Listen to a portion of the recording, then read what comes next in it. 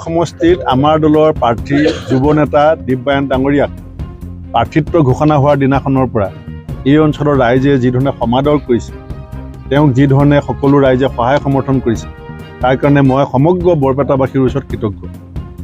আগতেও মই ইয়াত কেইবাখনো সভাত অংশগ্ৰহণ কৰিছোঁ, নমিনেশ্যনৰ সময়তো আছিলোঁ। ৰাইজৰ যিটো অভূতপূৰ্ব সঁহাৰি, আমি আশাবাদী।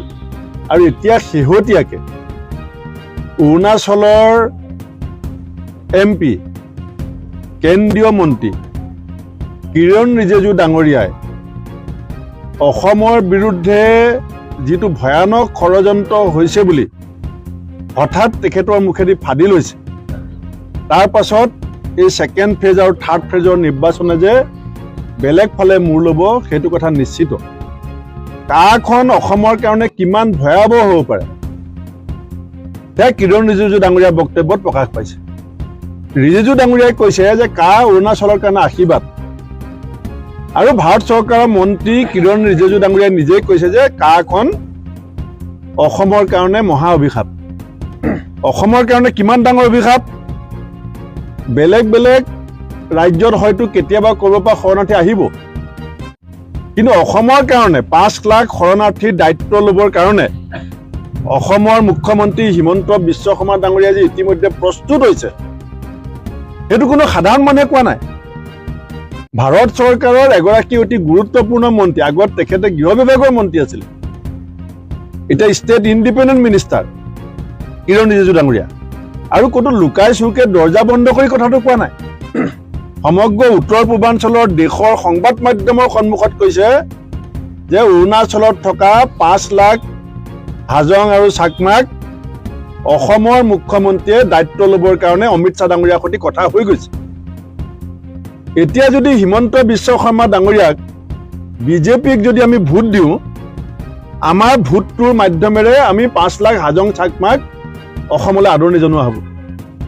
আমি যদি এতিয়া ছেকেণ্ড ফেজত থাৰ্ড ফেজত বিজেপিক হিমন্ত বিশ্ব শৰ্মাৰ কথামতে ভোট দিওঁ, মহা অভিশাপ অসমীয়া ৰাইজে মূৰ পাতি লোৱা হ'ব।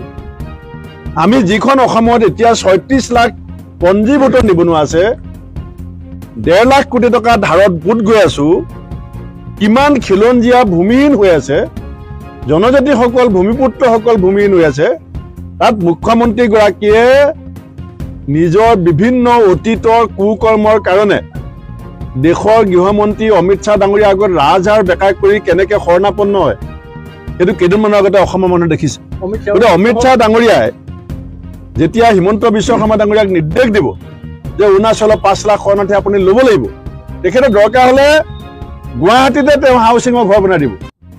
ইমান অনুগত অমিত শ্বাহ ডাঙৰীয়াৰ প্ৰতি, তেওঁ বডি লেংগুৱেজত গম পোৱা যায়। গতিকে কিৰণ ৰিজিজু ডাঙৰীয়াই যিটো কথা কৈছে এইটো অসমৰ কাৰণে অতি ভয়ংকৰ কথা, আৰু খন অৰুণাচলৰ কাৰণে আশীৰ্বাদ হৈছে বুলি কৈছে, আৰু তেওঁ আওপকীয়াকৈ প্ৰমাণ কৰিছে যে অসমৰ কাৰণে এইটো মহা অভিশাপ হিচাপে হৈছে। কাৰণ অৰুণাচলে এজনো নলয়, অসমে 5 লাখ ল'ব। আৰু কি বুলি কৈছে যে অমিত শ্বাহ ডাঙৰীয়াই CMৰ সৈতে কথা পাতিছে, কথাটো বেছি ওলাব নালাগে, ওলালে ডাঙৰ ইছ্যু হ'ব। এতিয়া অসমৰ ৰাইজৰ হাতত অসমৰ ভাগ্য, অসমৰ ক্ষতিপূৰণটো আমি দিম।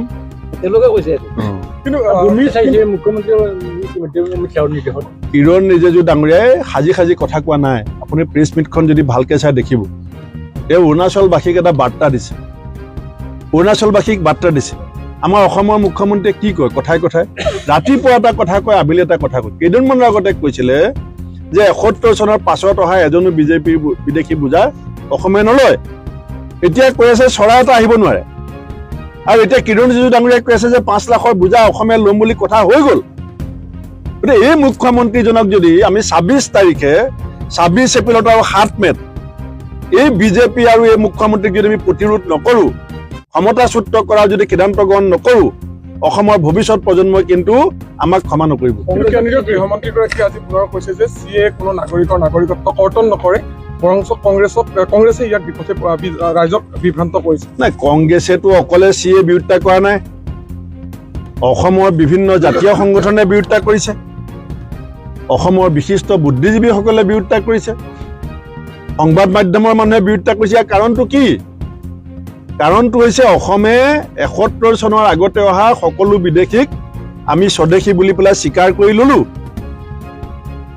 অসমত যিটো সমস্যা হৈছিলে সেইটোতো বেলেগ ইণ্টাৰনেশ্যনেল বাউণ্ডেৰী বেলেগ ৰাজ্যৰ কিমান আছে বাংলাদেশৰ লগত সীমা ভাৰতবৰ্ষৰ বেলেগ ৰাজ্যৰ কিমান আছে অসমে এই সমস্যাটো আমি সমাধানৰ এটা সূত্ৰ উলিয়ালোঁ আৰু সেই সূত্ৰটোৰ নামতেই সৰ্বানন্দ সোণোৱাল ডাঙৰীয়া অসমৰ মুখ্যমন্ত্ৰী হৈছিল সেই সূত্ৰটোৰ নামতেই 85 চনত অসমত চৰকাৰ হৈছিল আৰু সেই চুক্তিখন অসমৰ ৰাইজৰ সন্মতি সপক্ষে হৈছিলে সেই চুক্তিখন ভংগ হ'ব নালাগে বুলি অসম চুক্তিক গীতা বাইবেল কোৰাণ বুলি এইসকল বিজেপি নেতাই জানো কোৱা নাছিলে এদিন সেই যিখন চুক্তিক গীতা বাইবেল কোৰাণ বুলি ক'ব সেই চুক্তিখনক গীতা বাইবেল কোৰাণ বুলি কৈ আজি 5 লাখ চাক মাক ল'বৰ কাৰণে মুখ্যমন্ত্ৰী নিজৰ কেছৰ যাতে ফাইল খোল নাখায় নিজৰ কেছৰ ফাইলৰ ক্লিন চিট ল'বৰ কাৰণে অসমীয়া মানুহে 5 লাখ শৰণাৰ্থীৰ মূৰত জাপি ল'ব নেকি আমি যে জাপি নলওঁ মুখ্যমন্ত্ৰীয়ে যে ৰাজ্য জুৰি